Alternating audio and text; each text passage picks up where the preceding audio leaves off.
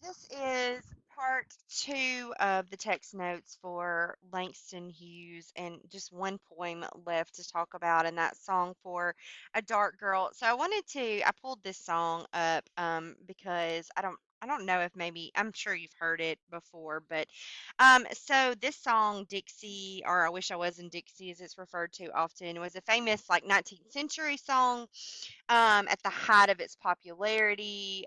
It was frequently sung in minstrel shows where the performers would dress in blackface and they would make really demeaning depictions of African Americans. And this song became kind of like the anthem of the South at the time. I think that's why Langston Hughes chose it. Here, I know you've heard it before. I'm gonna give you a little uh, bit of it, but it was like, I wish I was in Dixie, hooray, hooray, in Dixieland take my stand to live and die in Dixie, away, away, away down south in Dixie, away, away, away down south in Dixie. So I know you've heard that before, but it was kind of like the anthem of the South.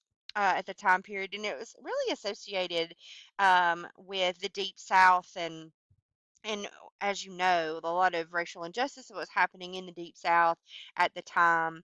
And so I think that it was kind of significant that he picked this song to kind of be like the basis for his poem, which is Song for a Dark Girl. So we're going to read it and then we'll talk about it. So, way down south in Dixie, break the heart of me. They hung my black young lover to a crossroads tree. Way down south in Dixie, bruised body high in air, I asked the white Lord Jesus what was the use of prayer. Way down south in Dixie, break the heart of me. Love is a naked shadow on a gnarled and naked tree. So you got three stanzas, 4 lines each, those quatrains there. I think the rhyming pattern is A, B, C, B and throughout there. And then that line way down south in Dixie, which is that direct reference to the minstrel song, is the last line there, is repeated 3 times at the beginning of each one of those stanzas. So in stanza one, we have way down south in Dixie, break the heart of me. They hung my black young lover to a crossroads tree. Definitely a young woman, a young black woman. She's describing the death of her lover who was lynched in a crossroads tree. The they that she's referring to, it's referenced, but it's unstated, but it's kind of implied that he was killed by white men, which by lynching, common practice at the time period in the Deep South. And so, it's interesting she has those sections of the quotes that are set off in parentheses here, and she's actually doing a little bit of something to the syntax there to make it fit the rhyme scheme and the pattern of the poem. Break the heart of me. Authors do that oftentimes in order to make the sound better, to fit the rhyme scheme, those poetic choices that they make to improve or to meet the pattern that they're trying to establish. So, here in the second stanza, we have that repeated refrain that they're at the beginning, way down south in Dixie. Again, the parentheses here this time is describing the bruised body of her lover hanging in the air. So, bruised body high in air.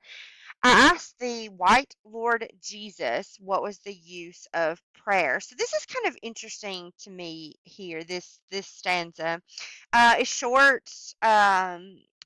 Obviously, the whole thing is very short, but it packs a lot of punch here. So that this guy did not just die. I mean, he just didn't die. A quick death. He was beaten. He was broken before he was hung, and a very graphic, um, horrifying way to die for sure. And so it's interesting that she doesn't say his body his bruised body. It's just body. So it's kind of just it's a kind of a sense of a detachment to the body there. And then the white Jesus, the white Lord Jesus here. So there's emphasis there that he is white, right? That he only hears the cries of white folks, right? Um, I asked the white Lord Jesus what was the use of prayer. Um, it seems that she's suggesting that they are the prayers of um as a black woman, it's useless to pray to a white God. You notice that she doesn't use it as a question. She says, I asked the white Lord Jesus, what was the use of prayer? There's no question mark. She's not expecting an answer there. It's kind of a rhetorical question. She's desperate. You can feel that in the way that's emphasized in that those two lines there. Um, there's but it's empty. It's empty as air. It's so purposeless that she would pray to for help or pray for comfort or pray for resolving of what is happening. There's nothing to that act at all. It's pointless. It's empty as air. Um, Also that the fact that she brings around to the white Lord Jesus, you think about cross and the crucifixion, you have the high in the air, the body high in the air, just like Lord Jesus on the cross, and so that connotation there as well. So then at the very final stanza, she kind of brings everything together. She says, "Way down south in Dixie, break the heart of me. Love is a naked shadow on a gnarled and naked tree." So the first two lines are exact replicas of the first from the first stanza, referencing her broken heart. She's broken by this, y'all. Like this is something that, she is. This is more. It's not a song. They think about the song. The Dixie song is kind of upbeat and but this is more of a lament. If she's singing this song, it's a lament. She's broken. She is. She she has been greatly affected by this death, and you can read that kind of in between the lines of the poems. So that metaphor in the last two lines, comparing love to a naked shadow on a gnarled and naked tree. So you have the naked body of her lover, the one that's hanging, and then you also have the gnarled and naked tree, which is kind of like her emotional state, the distortion of the landscape and her emotional state. And so this love, this his naked body, this naked shadow, has become representative of the love that she used to have with him. But this event, this hanging event, was so terrible and so tragic and so transformative, really, that she's lost everything. She's lost her love, she's lost her faith, and even the world has become gnarled and naked. It's become distorted and grotesque that she's living in.